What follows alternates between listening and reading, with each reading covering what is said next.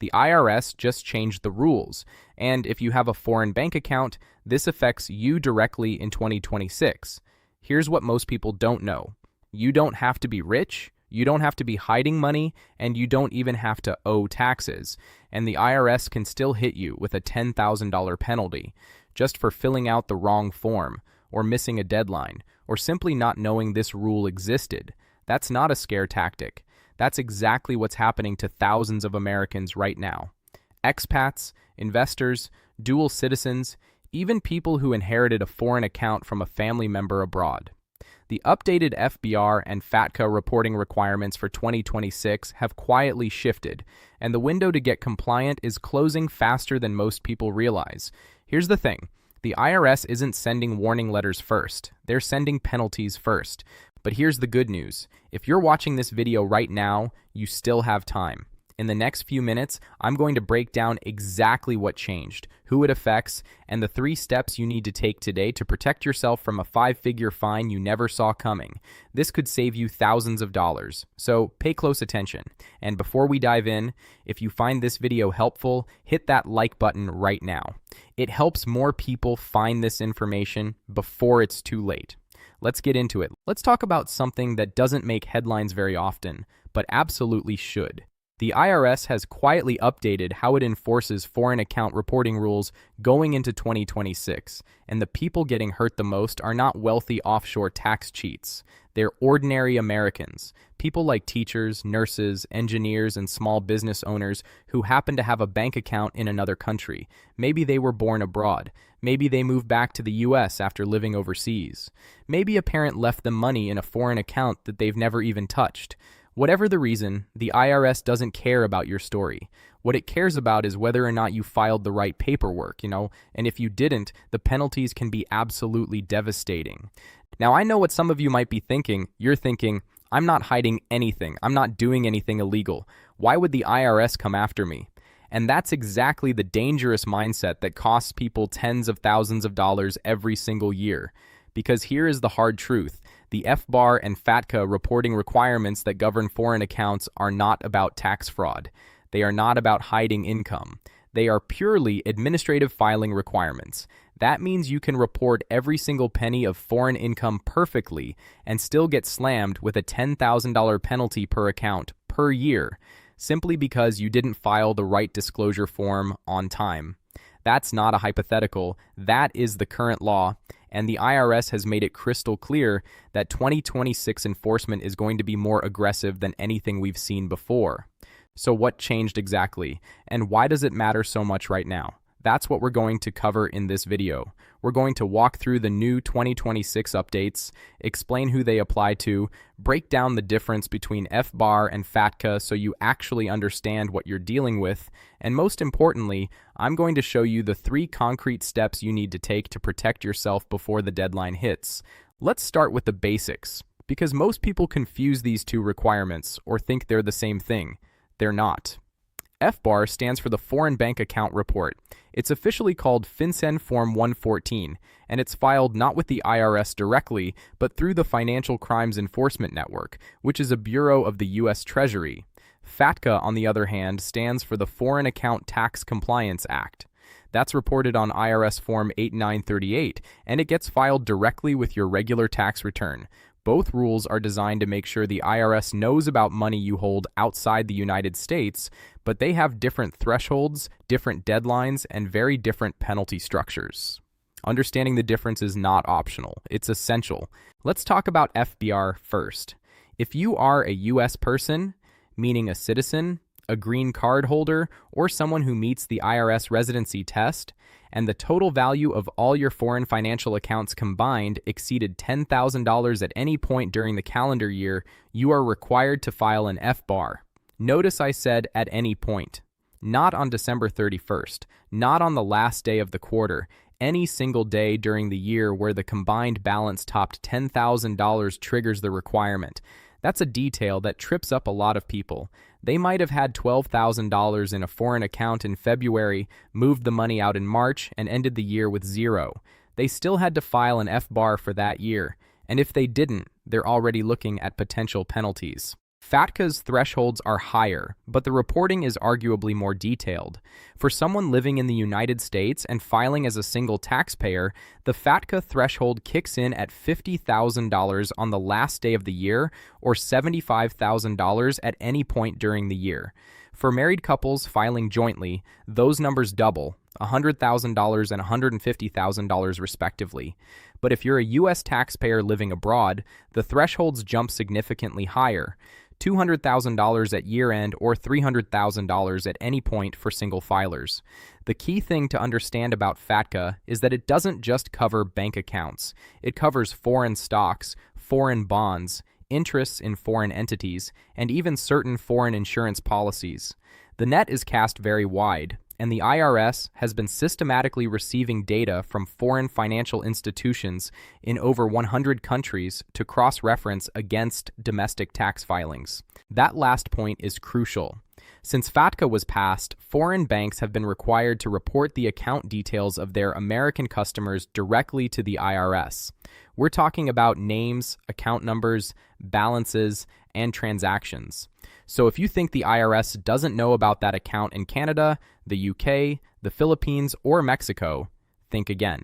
They very likely do, and if your tax return doesn't include the corresponding disclosure, that mismatch is exactly what triggers an audit or a penalty assessment. Now let's get into what specifically changed for 2026, because this is where things get really important. The IRS has updated its enforcement posture in 3 significant ways. First, the agency has dramatically expanded its use of automated data matching technology. With FATCA data flowing in from more than 100 participating countries, the IRS now has sophisticated algorithms that can flag discrepancies between what foreign banks are reporting and what individual taxpayers are disclosing on their returns. In prior years, enforcement was somewhat inconsistent due to resource limitations. Going into 2026, those limitations are shrinking, which means the gap between filing incorrectly and getting caught is narrowing fast. Second, the IRS has issued updated guidance that specifically addresses cryptocurrency held on foreign exchanges. This is a big deal because for years, many taxpayers assumed that digital assets sitting on overseas crypto platforms didn't count as foreign financial accounts. That interpretation is being tightened significantly. If you hold cryptocurrency on a foreign exchange and that exchange qualifies as a financial institution under FinCEN's guidelines, your holdings may now be reportable under FBAR. This is still evolving, and the regulations haven't fully crystallized yet, but the direction of travel is unmistakably toward broader inclusion. If you have crypto on a foreign exchange, you need to be talking to a tax professional about this right now, not after the filing deadline. Third, and this one surprises a lot of people, the IRS has signaled a harder line on the reasonable cause exception that has historically allowed some taxpayers to avoid penalties by arguing they simply didn't know about the requirement. The reasonable cause defense has been a lifeline for people who genuinely had no idea they needed to file an FBAR or Form 8938. Going forward, the IRS has made clear that this exception will be scrutinized much more intensely. The fact that information about these requirements is now widely available, and that tax software increasingly prompts users about foreign accounts, is being cited as a reason to hold taxpayers to a higher standard of knowledge. In other words, I didn't know is becoming a much harder argument to win. Now let's talk numbers, because the penalties for getting this wrong are genuinely alarming. For FBAR violations, the IRS distinguishes between non-willful and willful failures to file. A non-willful violation, meaning you forgot, made a mistake, or simply didn't know, carries a penalty of up to $10,000 per violation per year. Now here's where it gets particularly painful. Each account is a separate violation. So if you had 3 foreign bank accounts that you failed to report for 2 years, that's potentially 6 separate violations, or up to $60,000 in penalties, even if you didn't owe a single extra dollar in taxes. People lose sleep over this. Some people lose their life savings over this. Willful violations are in a completely different category of severity. If the IRS determines that you knew about the filing requirement and deliberately chose not to comply, the penalty jumps to the greater of $100,000 or 50% of the account balance per year. Criminal prosecution is also on the table for willful violations, with potential sentences of up to 5 years in prison. Now, most people watching this video are not in willful violation territory, but you need to understand just how seriously the government treats these rules, because that context shapes how carefully you need to approach your compliance going forward. FATCA penalties under Form 8938 are similarly serious. Failure to file Form 8938 when required carries an initial penalty of $10,000. If you fail to file within 90 days of an IRS notice, that penalty grows by an additional $10,000 for every 30-day period of continued non-compliance, up to a maximum of $50,000. And on top of all that, there's an additional 40% accuracy-related penalty on any understatement of tax that's attributable to undisclosed foreign financial assets. The combination of these penalties can be truly staggering. And remember, all of this is separate from any underlying tax obligation you might have on foreign income. So, who exactly needs to be paying attention to this right now? Let me paint a picture of the people who are most at risk, because it might be closer to home than you think. First, there are the expats, Americans who live or have lived abroad and maintained bank accounts in their country of residence. Many expats are diligent about their foreign taxes, but less aware of their U.S. disclosure obligations. Even after returning to the United States, if those foreign accounts remained open during the transition year, the reporting obligation was still alive. Then, there are immigrants who became U.S. residents or citizens but still have accounts in their home countries. This is extremely common. Someone moves to the United States from India, the Philippines, Nigeria, or Colombia. They keep their local bank account open because it's easier for sending money to family, receiving rental income on property they still own, or just as a financial safety net. Completely understandable. But from the moment they became a U.S. tax resident, those accounts became subject to FBAR and potentially FATCA reporting. Many of these individuals have no idea, and their accountants, if they use one at all, may not specialize in international tax. There are also heirs and beneficiaries to consider. If a parent, grandparent, or other relative passed away and left foreign assets, a bank account in the home country, foreign real estate held through a foreign entity, a foreign brokerage account, the beneficiary may have inherited not just the asset, but also a reporting obligation they never asked for and don't know they have. The foreign account doesn't disappear from reporting requirements simply because you inherited it rather than opened it yourself. And then there are small business owners who have international operations, joint ventures, or business bank accounts in other countries. Even a simple business checking account used to pay a foreign contractor or receive payments from an overseas client could cross the FBAR threshold on a busy revenue month. All right, so we've covered the what and the why. Now, let's talk about what to do. Because knowing you have a problem is only half the battle. The other half is knowing how to fix it before it fixes you. There are 3 steps I want you to take, and I want you to take them seriously. Step 1 is doing a thorough account inventory. Sit down, today if possible, and write out every financial account you hold or have authority over outside the United States. Don't just think about checking and savings accounts. Think about brokerage accounts, pension accounts, retirement accounts in foreign countries, accounts held jointly with a foreign spouse, foreign life insurance policies with cash surrender value, and interests in foreign corporations or partnerships. The scope of what counts is broader than most people realize. Once you have that list, look at the balances at the highest point during each tax year, going back as far as you're uncertain about your compliance. That inventory tells you whether you had a filing obligation and for how many years. Step 2 is consulting a qualified international tax professional, and I want to be specific about the word qualified here. Not every CPA or tax preparer is equipped to handle international reporting. This is a specialized area of tax law with its own set of forms, thresholds, deadlines, and penalty structures. You want someone who regularly works with FBAR and FATCA compliance, understands the current IRS enforcement climate, and is familiar with the voluntary disclosure programs that might be available to you if you've already missed some filings. The right advisor can mean the difference between a clean resolution and a nightmare that drains your finances for years.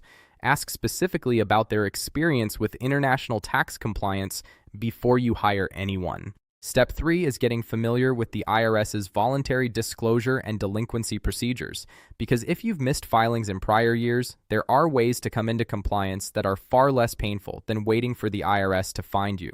The streamlined filing compliance procedures are designed specifically for taxpayers who were non-willfully non-compliant, meaning they didn't intentionally hide anything, they just didn't know or made honest mistakes. Under the streamlined domestic offshore procedures, eligible taxpayers can file amended returns, pay a miscellaneous offshore penalty of 5% of the highest aggregate balance of unreported accounts, and generally avoid the full FBAR penalty structure. For taxpayers living outside the United States, the streamlined foreign offshore procedures offer an even more favorable outcome with no miscellaneous offshore penalty at all. These programs are not going to be available forever, and coming forward voluntarily is always better than being discovered.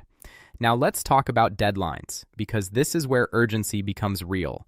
The FBAR filing deadline is April 15th, which aligns it with the regular tax filing deadline. But there is an automatic extension to October 15th that you don't need to request. If you miss April 15th, you have until October 15th to file without penalty, as long as you weren't already under IRS scrutiny. That extension is automatic, but it's not a free pass to procrastinate indefinitely. If October 15th comes and goes and you still haven't filed, you're now firmly in penalty territory. For Form 8938, the deadline matches your federal tax return, including extensions. But extensions only push back the current year deadline. They do nothing to address unfiled forms from prior years. One thing I want to emphasize is that the statute of limitations works very differently in the foreign account world than it does in regular domestic tax. For domestic returns, the IRS generally has 3 years from the filing date to assess additional taxes. For FBAR violations, the IRS has 6 years to assess penalties from the date the violation occurred, and if you never filed a return or filed a substantially false one, the statute of limitations doesn't even begin. That means old non-filings don't quietly expire the way some people hope they might. Before we close out, I want to tackle a few myths that circulate constantly in online forums and expat communities. Myths that can give people a dangerous false sense of security. The first myth is that if you don't owe taxes on the foreign income, you don't need to report the account. This is completely false. The FBAR and FATCA filing requirements are entirely independent of whether you owe any tax. You could have a foreign savings account that earns no interest at all, and if the balance crosses $10,000 at any point, you still have an FBAR obligation. The requirement exists to give the government visibility into offshore assets. Full stop. The second myth is that foreign banks won't report your account to the IRS. This was perhaps understandable thinking before FATCA, but the world has fundamentally changed.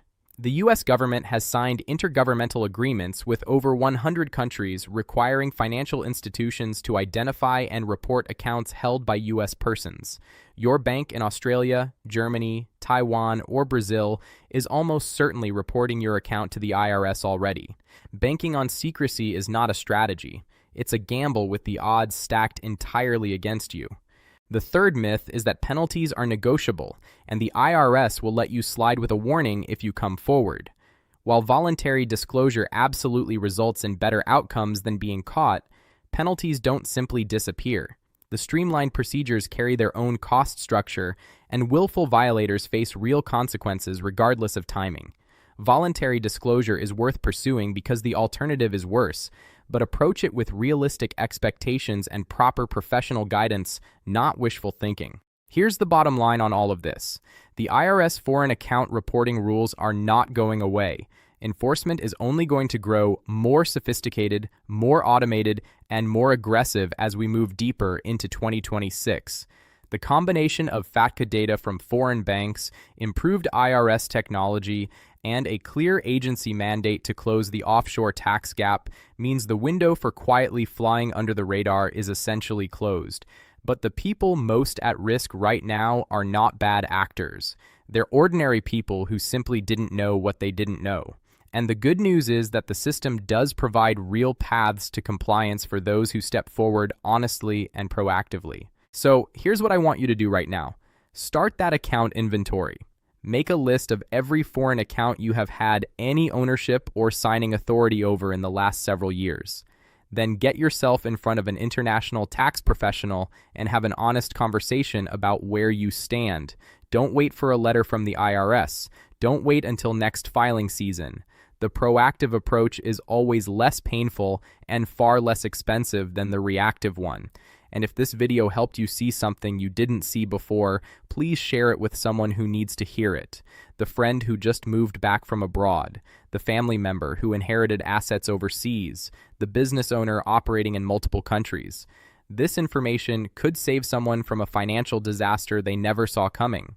That's exactly why I make these videos, and I'll see you in the next one.